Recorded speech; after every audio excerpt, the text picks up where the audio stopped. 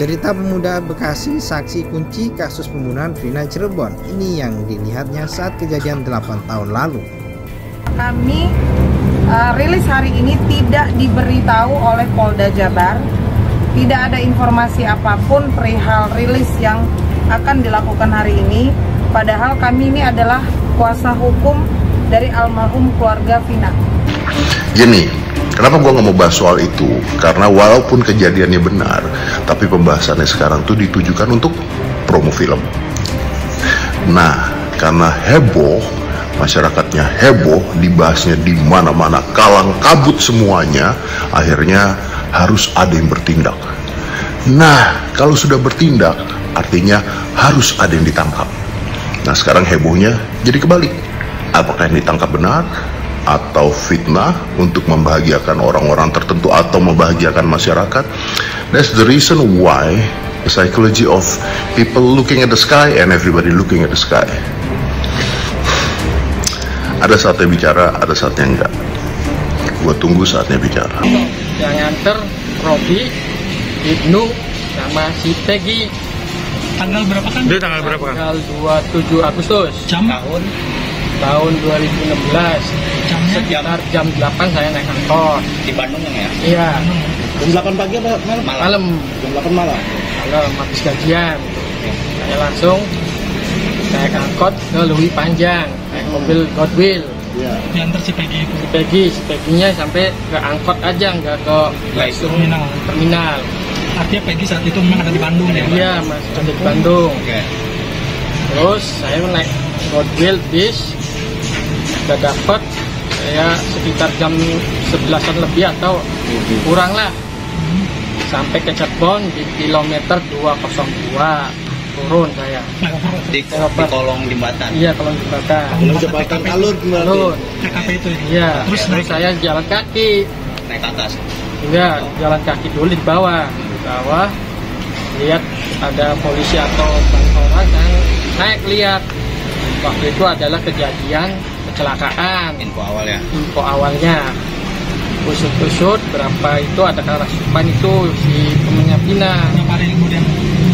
Beberapa hari setelahnya? Ya lupa tuh. Langsung Peggy pelakunya gitu. Cuma Peggy itu digerebek sama polisi itu malam. Saya nggak tahu jamnya apa. Itu saya main ke rumahnya, bener enggak? Saya main ada ibu Kartininya, ibu Peggy-nya. Nah, bodol. Peggy jemnya,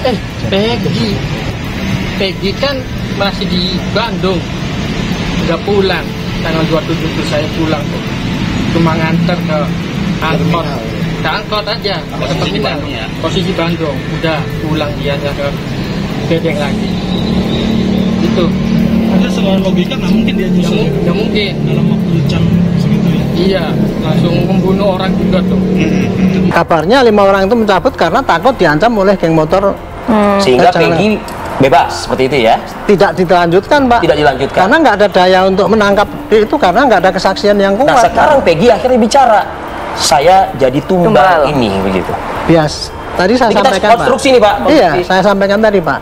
Setiap kejadian dan tuduhan yang disampaikan oleh polisi pasti ada dua kontradiktif, Pak. Yang satunya menyatakan alibi begini, yang satunya menyatakan alibi begini. Tapi Nanti, pihak keluarga juga memiliki beberapa nama yang dicurigai kan begitu.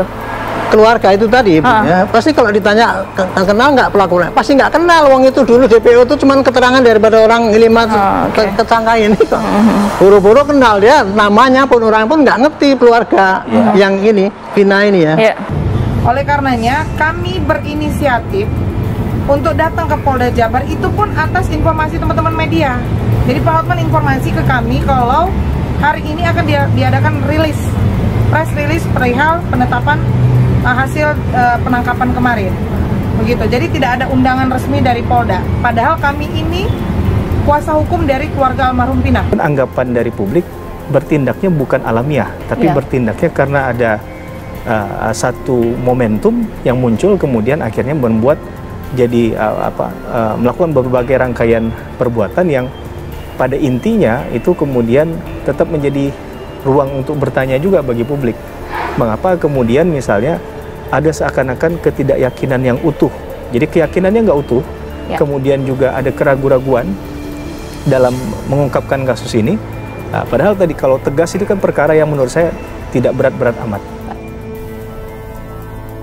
Kasus pembunuhan dan pemerkosaan Vina Cirebon kembali ramai setelah diangkat ke layar lebar dengan judul film Vina Sebelum 7 Hari. Kasus Vina kembali ramai diperbincangkan dan menjadi sorotan publik. Tragedi pilu yang terjadi 8 tahun lalu tersebut ternyata masih menyisakan misteri. Kasus pembunuhan Vina kebersamaannya kekasihnya Eki dan ada di Cirebon. Kasus pembunuhan Vina bersama kekasihnya Eki di Cirebon itu bahkan dinilai banyak kejanggalan meskipun 8 orang pelaku telah ditangkap dan divonis bersalah. Seorang pemuda bernama AF 30 warga asal Kampung Pilar Barat, Desa Karangasi, Cikarang Utara, Kabupaten Bekasi menjadi saksi kunci kronologi tragedi peristiwa tersebut. Dia juga mengaku melihat peristiwa awal saat kejadian. Dari 2016 diperiksa polisi jadi saksi, kata AF. Saat ditemui di Cikarang, Bekasi, Kamis 23 Mei 2024.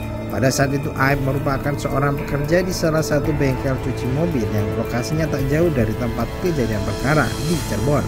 Peristiwa kasus Vina terjadi sekitar pukul 23.00. Saat peristiwa berlangsung, dirinya sedang berada di sebuah warung dekat lokasi kejadian. Saat itu dia melihat korban melintas dengan sepeda motor dan tak lama dilempari batu oleh kelompok remaja yang sedang kumpul di dekat lokasi kejadian. Kejadian itu kebetulan saya lagi di warung, terus ada pengendara motor yang berseragam XTC lewat terus langsung dilempari batu, ucap Aib. Setelah itu Aib melihat sekelompok remaja itu mengejar korban. Dia memperkirakan jumlah remaja itu ada sekitar 8 orang. Terus dikejar-kejar, di situ juga anak-anak ada sekitaran 8 orang, cuma yang memepet itu ada 4 motor, ujarnya.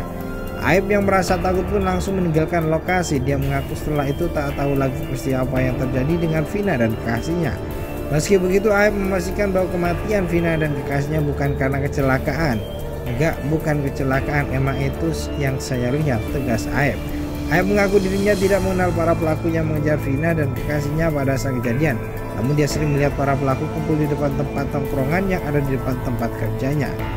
Dia cuma mengenal wajah pelaku saja, cuma nama saya tidak tahu, nggak ada hubungan sebatas teman, tidak ada. Ini saya tahu aja itu anak-anak sering nongkrong di sana depan bengkel saya, ucapnya.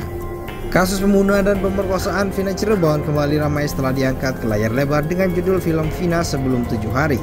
Kasus Vina kembali ramai diperbincangkan dan menjadi sorotan publik. Tragedi pilu yang terjadi 8 tahun lalu tersebut ternyata masih menyisakan misteri.